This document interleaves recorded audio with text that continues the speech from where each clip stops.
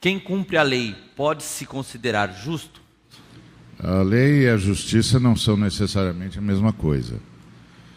A lei pode ser muito injusta, porque a lei é uma confecção a partir da tomada do poder, não necessariamente a partir da noção de justiça. Então, dependendo de quem está no poder, quem confecciona as leis, essas leis podem ou não apenas e tão somente atender a interesses particulares. Então, a lei e justiça não são exatamente a mesma coisa. Deveriam ser? De certo, deveriam, mas não necessariamente o são, até porque talvez, como disse o Ed ontem na mensagem dele, justiça seja um conteúdo que só Deus é capaz de fato, manipular, conhecer e elucidar. Então, quem cumpre a lei é um cidadão legal, mas não necessariamente uma pessoa justa. Aliás, eu acho que o grande embate democrático é a busca da justiça expressa na lei e a busca de uma lei que expresse a justiça. Por isso os embates são intensos e devem sê-lo. Tem um texto muito interessante de um teórico chamado Franz Rinkelamert, e o texto dele é justamente a maldição da lei, onde ele sugere que, dentro da teologia da carta aos Romanos, a grande injustiça cometida pelo ser humano é não apenas a sua pretensão de conseguir cumprir a lei, mas no caso ele está falando da lei divina, e especialmente da Torá. Ele está falando da lei como o pacto celebrado entre Deus e Israel. Então, que a mera pretensão humana de conseguir ser justo a partir da lei já é uma injustiça. Mas ele sugere uma outra coisa também, é que não poucas vezes é justamente no cumprimento da lei que somos injustos. Então, por exemplo, esse é o exemplo que ele mesmo oferece no texto, a maldição da lei. Se eu peço 1 milhão emprestado para o Paulo, ele me empresta, e no nosso contrato, se eu não pagar 1 milhão até dezembro, ele tem o direito de levar a minha esposa e os meus filhos como escravo, e ele tem o direito inclusive de me matar. Então eu digo a ele: Paulo, eu não consigo pagar 1 milhão para você. E ele diz: bom, então eu vou matar você e vou levar a sua esposa e os seus filhos como escravos. E eu digo: mas isso é uma crueldade. Ele diz: não, eu estou apenas cumprindo o nosso contrato. Olha, nós não assinamos que se você não pagasse, eu poderia fazer isso. Eu só quero o que está aqui na lei. Então, não raras vezes, é justamente no cumprimento da lei que nós somos mais injustos. Inclusive na Bíblia Sagrada, a lei nunca foi algo que Deus esperasse que nós cumpríssemos. A lei foi um instrumento de Deus que revelou a nossa injustiça. E por isso é que o apóstolo Paulo diz que a lei é o aio, é o mentor que nos leva até Cristo. O propósito da lei é o capítulo 7 de Romanos, quando o apóstolo Paulo grita: miserável homem que sou, o bem que eu quero fazer eu não faço, o mal que eu não quero esse faço. É a partir da sua confrontação com a lei que ele percebe a sua injustiça e a sua incapacidade de ser justo, e é isso que o leva até Cristo e a justificação pela fé mediante a obra graciosa de Deus. Então, como o Ari falou, lei e justiça não andam necessariamente de mãos dadas, e não raras vezes andam muito dissociadas, né? O legalismo é uma das grandes expressões de opressão condenada por Jesus no Novo Testamento, nos seus embates com os fariseus. Então, a lei somente revela a nossa precariedade. A resposta de Deus para a nossa precariedade não é a lei. A resposta de Deus para a nossa precariedade é a graça. Tem um livro chamado Justiça, que eu estava tentando lembrar o nome do autor, mas é uma capa branca com bastante fotos dentro da justiça, que diz da seguinte forma: o que é justiça? E aí ele dá um exemplo muito claro do que aconteceu aqui no Rio de Janeiro, quando a chuva e o rio encheu várias cidades, e que o preço da água subiu assombrosamente, e as pessoas tinham que comprar muito caro. Então, pela lei, é justo levantar o preço, porque tem livre mercado, e o livre mercado faz com que eu possa vender o material que eu adquiri por quanto eu quero, e ninguém pode falar nada. Mas diante da desgraça humana, ele tira a sua vantagem. Isso é o mercado, isso é o neoliberalismo, tirando vantagem da situação que se encontra. Quando foram arguir os comerciantes, eles falaram: não, nós estamos dentro do nosso direito de ter o lucro, porque é isso que interessa, o lucro. Então eu acredito que dentro do Novo Testamento, justiça é trazer vida. Então a vida, ela é supra-lei. E se ela é supra-lei, nós teríamos que ter, para ter leis justas, nós teríamos que ter leis que dessem regulamentação para esses abusos. Porque se há uma catástrofe, não é justo nós erguermos o preço da forma que nós queremos. Tem uma outra passagem que também diz da mesma forma, né? Que estão querendo dar liberdade para as pessoas decidirem se elas são internas ou se elas vão se internar ou não. Internação voluntária, compulsória ou involuntária. Eu acho que todas as três têm as suas ferramentas para internar um drogado, né? E todas elas são viáveis.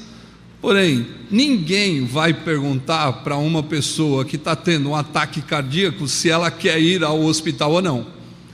Então a gente precisa decidir pela vida, e eu acho que isso é fazer justiça, quando nós pensamos mais na vida da pessoa do que nas leis que regram a nossa sociedade. É claro que as leis precisam existir por causa da vida do homem, e não por causa do comércio e do mercado que existe. Então, tem justiça, tem leis que precisam ser aplicadas e tem leis que precisam ser revistas para que a justiça possa aparecer. O livro que o Paulo citou, desculpa, é o Michael Sandel, Justiça, que é o registro do curso de ética da Universidade de Harvard, que é o mais célebre curso do momento em Harvard, discutindo ética. Então tem um livro dele que é Justiça e um outro livro também muitíssimo interessante que é Dinheiro, e vale a pena ser lido. Os dois livros valem a pena ser lidos. Os operadores da lei, né, tanto quem formula ou como quem trabalha com esse instrumento,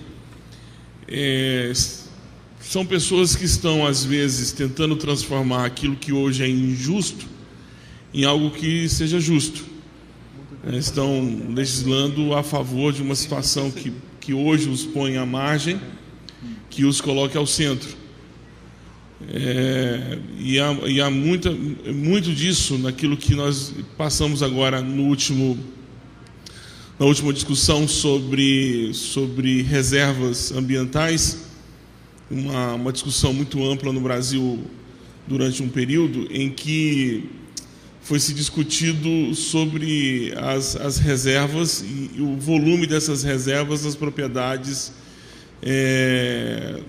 dos latifúndios, e se levantou então um grupo, né, os ruralistas no Congresso Nacional, em que queriam negociar aquilo que era justo. o que tornaria-se lei, né? Não que aquilo que era bom, mas tornou-se lei. Tentar formar uma situação que fizesse com que aquilo que até então era ilegal. E eu temo, porque durante muito tempo a igreja, e acredito que até hoje, ela não se posiciona como aquela que tem a palavra de justiça. Nós estamos ainda muito à margem, apenas como observadores, como se o processo em nada nos estivesse nos afetando, ou que nós não pudéssemos participar de forma mais efetiva dentro do processo. Algumas discussões foram elencadas como discussões prioritárias. Então, hoje, no estado onde eu moro, no estado de Goiás, a bancada da bala, né, que já foi apelidada já como bancada da bala, foi a mais votada. Então, os delegados e delegadas ganharam espaço nas duas câmaras, né, nos dois parlamentos, tanto no legislativo como também no federal, e com uma votação muito, muito ampla, com um discurso da menoridade penal. Essa discussão ganhou corpo, ganhou as ruas, e a igreja não se posicionou. Quando eu falo igreja, eu falo eu, né? Eu não fui para a Câmara, para a câmera de TV, eu não fui para o YouTube, eu não fui para o Twitter, eu não fui para lugar nenhum dizer que isso não era justo.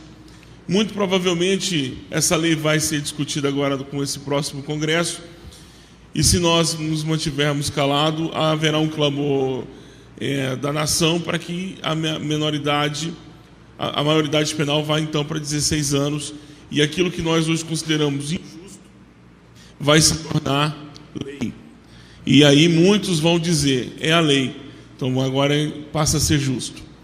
Então, esse deslocamento dessa linha do que é justo, ou seja, a lei, esse deslocamento, esse poder de deslocamento da lei para colocar os limites no local aonde eu desejo, é que eu vejo que é o grande problema. Os operadores, eles não possuem esse fervor e nem tampouco essa preocupação quando vão deslocar essa linha, colocando essa linha do limite aonde que eles entendem que é o correto. Uma filósofa, Hannah Arendt, ela tem um livro, acho, sobre Jerusalém, e que ela vai assistir ao julgamento de Eichmann. Ele é um líder nazista e agora está sendo julgado em Jerusalém pelos crimes cometidos durante o nazismo. E aí ela percebe que Eichmann está cumprindo a lei, cumpriu as ordens por zelo, por amor, mas sem nenhuma análise crítica do bem ou do mal, se estava fazendo certo ou errado. Quando ele está levando judeus para o forno, ele está cumprindo a lei. Ele está cumprindo, ele é um militar, ele presta serviços ao Estado alemão. Agora, o que é mais interessante é que Hannah Arendt coloca também a cumplicidade da liderança judaica, dos líderes judeus.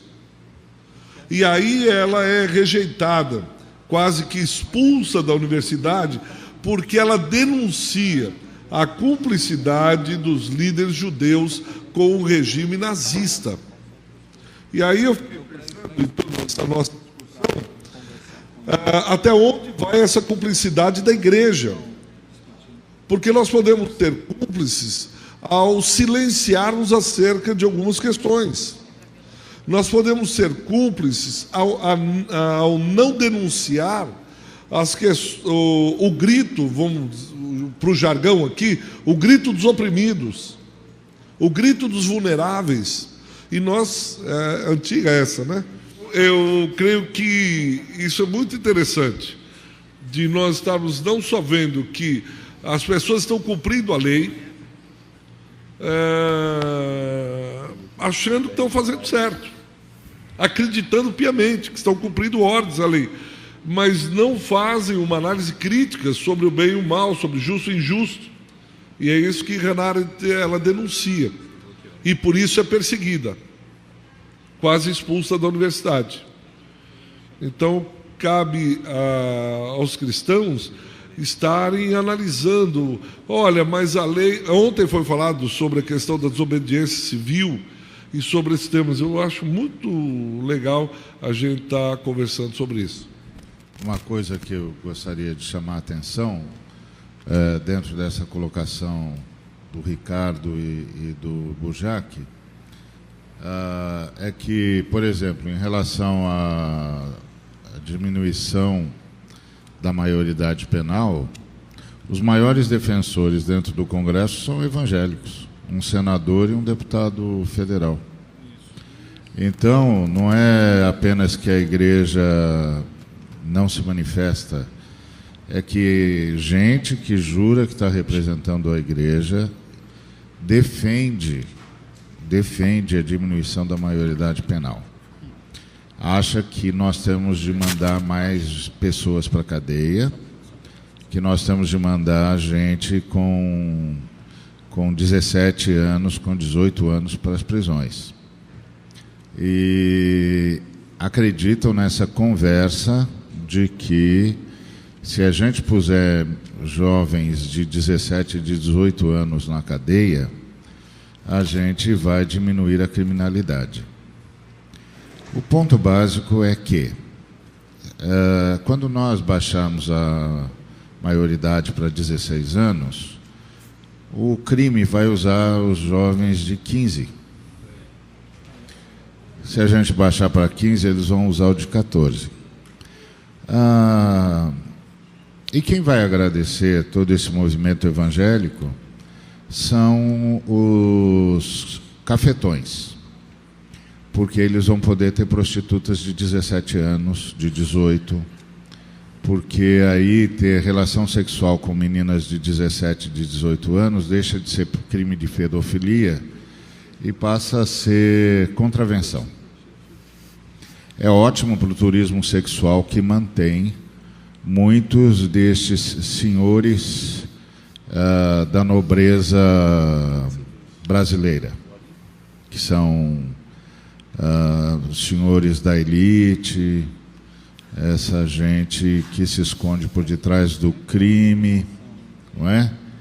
Então, o mais interessante é ver pastores defendendo isso. Houve um tempo em que os pastores eram defensores da vida. Houve um tempo em que pastores eram defensores da justiça. Eram protetores das crianças e dos jovens. Houve um tempo.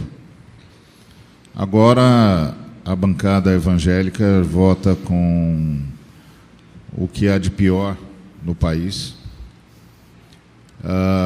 buscando punir jovens. É óbvio que serão pretos e pobres. O pessoal da elite branca passa longe disso, então, para eles é ótimo que haja mesmo. Numa outra colocação que eu fiz sobre o tema, eu disse que a melhor coisa que pode acontecer para esses senhores de nobreza inatacável é quando o sujeito nascer preto ou nascer pobre, já nasce na cadeia. O mata, talvez, melhor, né? Porque isso é um absurdo. Só 1% desses crimes que o pessoal diz que a diminuição da maioridade vai resolver, só 1% dos crimes é praticado por esses jovens. E entre esses jovens que têm a menor reincidência. Do que é que nós estamos falando? Nós estamos falando de um país que não investiga 95% dos assassinatos. Nós estamos falando de um país que encontra a ossada de um ser humano na fazenda de um candidato que levou um tiro na nuca, que foi executado. e isso não é nem investigado. Então, do que é que nós estamos falando nesse país? Nós estamos falando de punir os pobres? Nós estamos falando de punir os negros? Do que é que nós estamos falando nesse país? Nós não estamos falando de justiça. Nós estamos falando de punição. Então, é difícil, é muito difícil.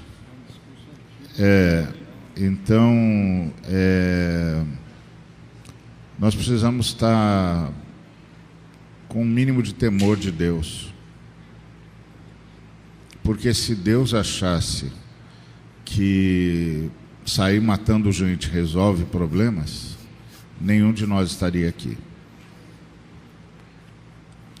Então, nós somos seguidores daquele que morreu para que nós não morrêssemos. Nós temos de nos tratar assim, para ver o que a gente pode fazer a partir da educação, o que a gente pode fazer a partir da rede de proteção social, da assistência, da garantia dos direitos básicos, antes de pensarmos que a saída para a sociedade é prender e matar. Nós não estamos punindo assassinos, nós estamos construindo uma sociedade assassina.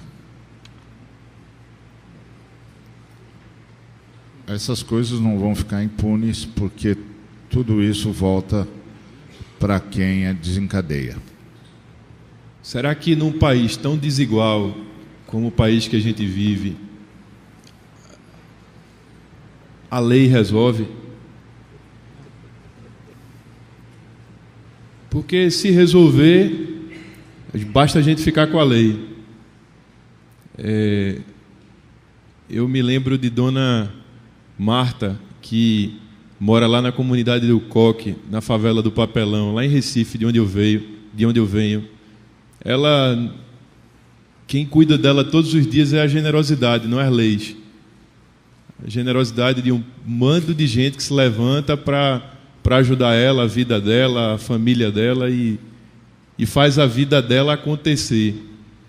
Num país tão desigual como o país que a gente vive, a curva já ficou tão baixa que a impressão que dá é que se as leis forem cumpridas, que não são cumpridas, mesmo assim essa curva ainda não volta para o prumo, ainda vai ficar tão raso que é necessário mais do que leis para que a vida dela, por exemplo, seja contemplada.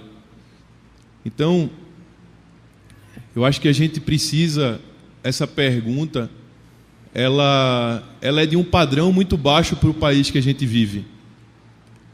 No país que a gente vive, no momento que a gente vive, e a quantidade de gente que está aqui nesse auditório, que está nos assistindo pela internet, e que pode mobilizar pessoas, e que pode fazer mais coisas, e que pode colocar mais ainda a mão no arado para transformar esse país, as leis é um padrão muito baixo, porque pode dar também um sentimento de eu já estou fazendo a minha parte, na parte do todo, eu cumprindo as leis, já está tudo resolvido.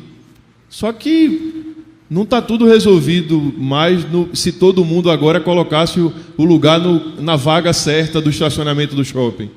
Isso não resolve mais no Brasil.